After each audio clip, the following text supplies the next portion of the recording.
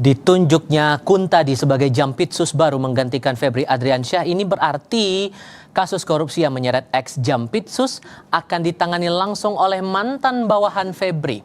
Mampukah Kuntadi dan jajarannya bekerja secara profesional?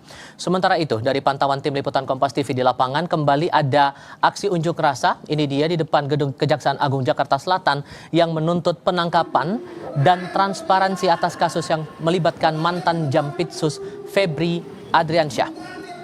Mari kita akan diskusikan soal ini, soal Jampitsus baru dan komitmennya untuk mengusut kasus Febri Adriansyah bersama dengan para narasumber. Bergabung saat ini anggota Komisi 3 DPR RI dari fraksi Partai Gerindra Bob Hasan serta peneliti Pukat UGM Zainur Rahman. Selamat sore semuanya, dengan Tifal di sini, apa kabar?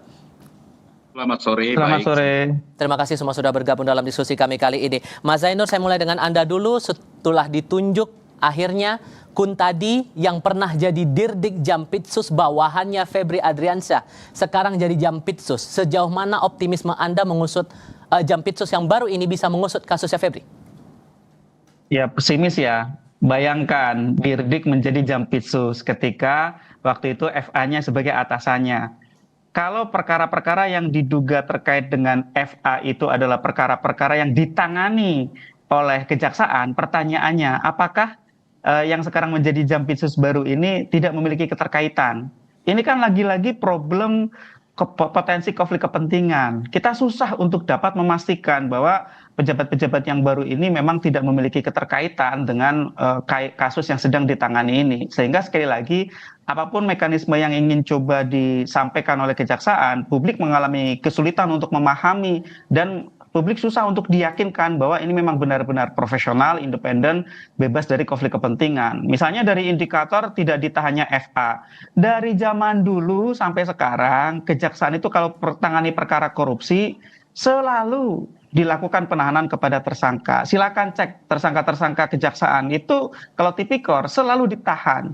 Apa yang membedakan dengan FA? Apakah FA ini kemudian tidak sesuai dengan apa yang menjadi kebiasaan dari kejaksaan? Kalau dari sisi KUHAP misalnya, menurut kami alasan penahanannya sangat kuat. Misalnya ketika tersangka itu memberikan informasi tidak sesuai fakta. Ya, misalnya ini kan disampaikan oleh kuasa-kuasa hukumnya ya.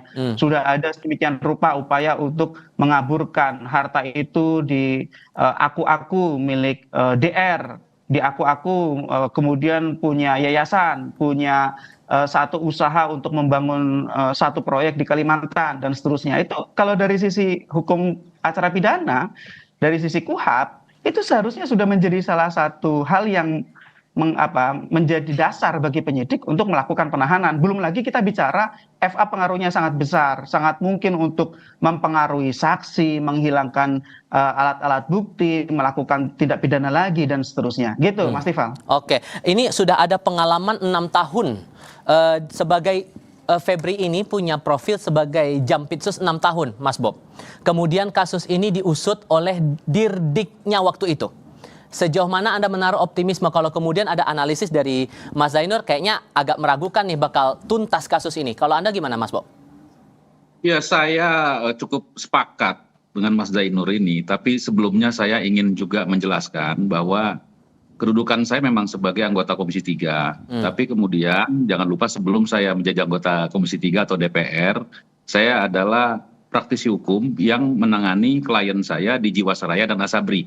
Artinya maka pengalaman pribadi saya akan saya jelaskan di sini, dan apa yang disampaikan atau rasa kekhawatiran publik hari ini terkait dengan jeruk makan jeruk maupun penanganan perkara yang boleh jadi dapat penilaian yang kurang profesional ya. Tapi ini kita pun jangan juga mengesampingkan profesionalitas kejaksaan pada hari ini, keseriusannya akibat karena kan kita sama-sama tahu ya perkara ini udah mengemuka terlalu hebat dan luar biasa ya. Nah, jadi di masa lalu itu semasa saya menjadi salah satu kuasa hukum terkait dengan perkara Asabri maupun Jiwasraya, itu ada kedudukannya memang FA itu adalah sebagai Jampitsus, tapi jangan lupa bahwa Jampitsus yang sekarang ini adalah pada saat perkara Asabri ya, contohnya itu Dirdiknya adalah beliau yang sekarang Jampitsus. Nah, ini kan memang ada terjadi pikiran-pikiran yang kontraproduktif, tapi ya kita tidak boleh juga seperti prolog saya tadi, jangan mengesampingkan daripada profesionalismenya. Kalau kemudian sorry saya potong. Kalau kemudian ada keseriusan menurut Anda, kita coba kita lihat lagi. Hari Jumat FA disebutkan sudah diperiksa oleh Kejaksaan Agung oleh Jampitsus, tapi batang hidungnya tidak kelihatan oleh wartawan. Disebutkan dikonfirmasi oleh penasihat hukum. Ini sudah hari Rabu, tapi belum ada perkembangan lagi. Ini kalau Anda melihat keseriusannya di bagian mana menurut Anda, Mas Bob? Saya akan urai tentang pertanyaan tanda tanya atau misterius tentang keseriusan. Saya akan urai begini. Jadi gini. Mengapa sekarang itu? Kita mulai dulu dari awal. Mengapa perkara ini kemudian kembali ke kejaksaan? Ya.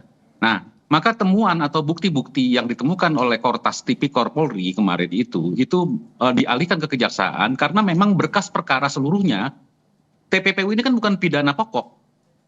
TPPU ini merupakan pidana tambahan yang berdasarkan predikat crime Tipikor yang ada di Asabri. Contohnya Asabri aja kita ambilnya ya. Maka kalau seandainya Polri menegakkan sendiri, ini kan justru membutuhkan waktu yang lama. Membutuhkan penyidikan yang begitu jelimet dan koordinasi dan konsolidasi lagi kembali. Dan kembali lagi juga ke kejaksaan nanti untuk tahapan selanjutnya. Dan dalam konteks sekarang ini bukan tahapan selanjutnya yang diserahkan atau dikembalikan kepada kejaksaan. Tetapi memang dioper alih dari kepolisian karena memang penyidik daripada kasus Asabri yang sebagai predikat crime itu adalah penyidik Kejaksaan Agung. Maka pandangan kita ketika ini kembali kepada penyidik kejaksaan diharapkan kita tanpa melihat siapa yang melaksanakan penanggulangan atau penanganan perkara ini, termasuk dalam hal ini adalah Jampitsus yang baru merupakan dirdik masa lalu terkait dengan perkara Asabri. Baik. Nah ini kan nanti baru kita bicara tentang bagaimana tingkat profesionalismenya yang dipengaruhi oleh sistem. Yang jadi pertanyaan juga masalah penahanan, Mas Bob. Don Rito ditahan, tapi FA-nya tidak ditahan. Nah, gimana tuh? Ya, nah, maka ketika ini kejaksaan sebagai penyidik yang atas over alat bukti yang ditemukan oleh Polri, Kortas Polri, maka koordinasi alat bukti tentang alat bukti ini menjadi penting. Ya, nah, soal waktu dan sebagainya, saya pikir itu relatif ya, relatif kapan mau ditahan. Saya pikir cepat atau lambat ya tersangka FA itu akan ditahan, akan ditangkap. Ya, nah. Tetapi kembali sekali lagi bahwa penahanan dan penangkapan ini harus memenuhi ketentuan sebagaimana KUHP yang baru sekarang, ya. Jangan sampai kemudian nanti bila mana ada kemudian pra peradilan telah menjadi presiden yang buruk. Baik. Sehingga opini-opini yang dibangun yang oleh oknum-oknum tertentu itu menjadi menguat. Padahal sebenarnya itu opini-opini yang tidak beralasan menurut saya bahwa penetapan tersangka terhadap FA itu memang sudah sangat meyakinkan. Ya, karena dalam suasana kebatinan pada saat saya menjadi kuasa hukum, saya paham betul ya, bagaimana itu pihak-pihak oknum-oknum yang kemudian melakukan satu proses penekanan dan sebagainya sehingga ada aliran-aliran dana itu dimungkinkan seperti itu.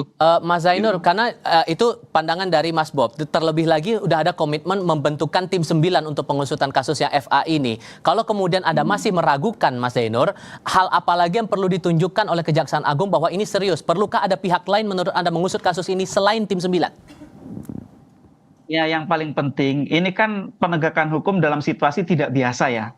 Artinya bayangkan penyidikan di tengah jalan diserahkan kepada aparat penegak hukum lain. Nggak ada dasarnya dalam KUHP, nggak ada dasarnya di undang-undang manapun, itu tidak ada. Artinya ini memang situasi krisis dalam penegakan hukum. Dalam situasi krisis Mas Tifal, itu harusnya update informasi itu transparan. Secara berkala Kejaksaan Agung sampaikan hari ini apa update dari perkembangan penyidikannya. Tidak harus materi penyidikan yang itu merupakan rahasia di dalam penyidikan, tetapi apa progres yang sudah dicapai sehingga publik dapat mengetahui, oh ini memang ada satu perkembangan yang berarti. Sampai sekarang kan publik susah untuk memahami ya, bahkan untuk sekadar mengetahui FA di mana saja. Sekarang publik nggak tahu tuh FA ada di mana, batang hidungnya kan nggak pernah diperlihatkan. Malah misalnya kuasa hukumnya bisa konvers di depan gedung Jampitsus gitu ya. Yang kedua adalah ini tidak bisa hanya dengan misalnya membentuk tim 9 kemudian publik akan serta-merta percaya. Yang bisa meningkatkan kepercayaan publik, kalau mengembalikan susah ya, meningkatkan kepercayaan publik adalah langkah-langkah dari penyidiknya ya. Penyidiknya harus menyampaikan langkah apa yang dilakukan untuk menyelesaikan penyidikan perkara ini. Sehingga sederhananya perlu pihak luar atau tidak, Mas? Ya kalau soal pihak luar kan ada batasannya ya. ya tidak bisa masuk ke substansi perkara. Misalnya Komisi 3 punya kewenangan pengawasan menurut Undang-Undang Dasar, tetapi kan Oke. tidak bisa masuk kepada materi penyidikan. KPK yang menurut Undang-Undang diberikan kewenangan untuk melakukan korsup ya. Korsup itu boleh melakukan penelitian dan penelaahan. Tapi kan juga sama, itu hanya lihat-lihat saja, tidak boleh Oke. pegang. Jadi tetap menurut saya kembali lagi kepada transparansi dari penyidiknya dan bagaimana perkembangan itu harus disampaikan day to day. Ini situasi krisis, tidak bisa kemudian dianggap ini biasa dan kemudian publik akan lupa. Enggak, publik tidak akan lupa untuk kasus ini. Oke. Nah, menurut Anda Mas Bob, tim 9 dan Kuntadi sebagai Jampitsus yang baru ini bisa betul-betul berani dan bekerja dalam tanda kutip sehat menangani kasus mantan atasannya ini? Ya, keberanian maupun juga profesionalisme kinerja daripada Pak Kuntadi dan kawan-kawan atau tim 9 itu kemungkinan dapat dibuktikan dengan cara-cara sebagaimana sarannya Mas Zainur tadi. Artinya transparansi, keterbukaan ya terkait dengan tahapan-tahapan penyidikan, keberlanjutannya terlebih dengan pengalihan ya. Artinya jangan sampai pengalihan ini menjadi persepsi atau presiden yang buruk atau negatif terkait dengan pengalihan dari Polri ke Kejaksaan. Padahal tadi sudah saya jelaskan bahwa justru menurut hemat saya berpikir sebagai personal praktisi hukum, mantan praktisi hukum yang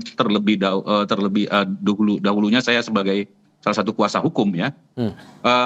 Justru dengan dialihkannya ke Kejaksaan ini merupakan proses percepatan, pemotongan tahapan-tahapan yang selama ini yang nantinya ke depan bila mana Polri yang memegang itu akan melalui tahapan-tahapan yang cukup membutuhkan waktu yang lama. Nah, tetapi tinggal bagaimana transparansi tahapan-tahapan penyidikan yang dilakukan oleh 9 ini juga jangan terlalu lama. Ya, artinya apa?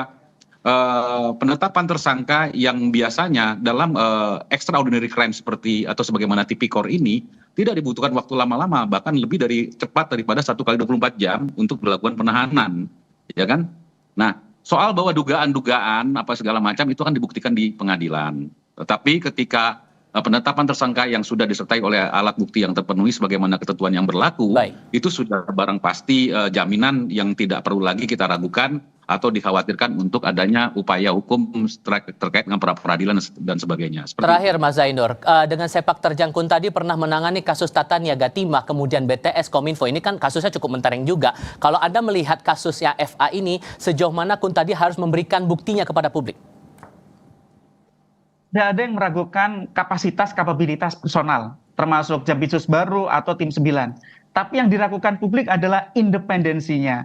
Apakah berani untuk memang benar-benar menegakkan hukum? Apalagi ketika kasus yang diduga terkait dengan FA itu terjadi ketika yang bersangkutan juga ada di dalam. Ini problem yang sangat rumit dari sisi potensi konflik of interest, konflik kepentingan. Sehingga memang satu-satunya pembuktian adalah dengan transparansi penyidikan, tahap per tahap, day to day, disampaikan kepada publik. Dan harus ada kemajuan setiap harinya. Kalau tidak ada kemajuan, publik tidak percaya. Mulai dari penahanan. Bukan soal apa, memang KUHP tidak mengatakan harus segera ditahan atau seperti apa. Tidak, tetapi itu sudah merupakan SOP di internal kejaksaan sendiri. Setiap perkara korupsi itu tersangkanya ditahan oleh kejaksaan. Yang kedua, kalau menurut KUHP yang baru, 20/2005, itu sudah sangat jelas ya, ada resiko-resiko dari FA itu untuk menghilangkan barang bukti, mempengaruhi saksi, atau yang sudah sangat jelas adalah memberikan informasi yang tidak sesuai fakta. Dilihat dari kuasa hukumnya membuat skenario-skenario antara kuasa hukum FA dengan kuasa hukum DR. Sehingga simpulannya adalah buktikan, cukup itu. Baik, Mas Zainur, Mas Bob, terima kasih sudah berdiskusi bersama saya kali ini. Selamat sore semuanya.